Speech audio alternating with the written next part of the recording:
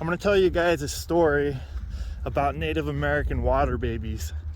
So if you don't know what a water baby is back in the day when the natives had babies that had some sort of defect or something wrong with them, they would put them in the lake. And this is one of the lakes that they would put the babies in. This is Pyramid Lake. And anyways, ever since then, there's been a legend of what's called water babies. Now the story is, I met a few natives down here that I became friends with, and they all told me a story about when there was a group of them that were swimming right here in this harbor. Anyways, they were down here swimming, and they were swimming down to touch like the bottom, and they kept swimming down, and all of a sudden one of the kids went to swim down and he saw something that looked like a rock, and that rock hadn't been there before. There was no rock, it was just a clean harbor to get the boats down in.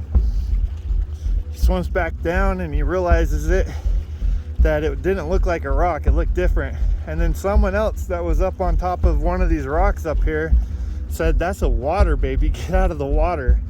And I guess this little baby was white, it was like a milky color, and it had hair growing on it. And so they all got out of the lake and they left, they took off, they all got creeped out by it.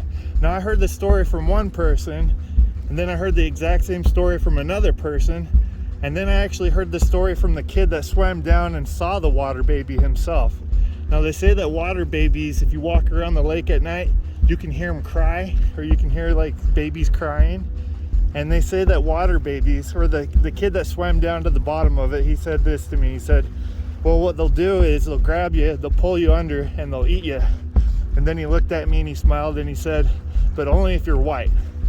So I just decided to tell you guys that story because I thought it was kind of interesting that this lake is pretty famous for water babies, is famous for USOs, or UFOs as well.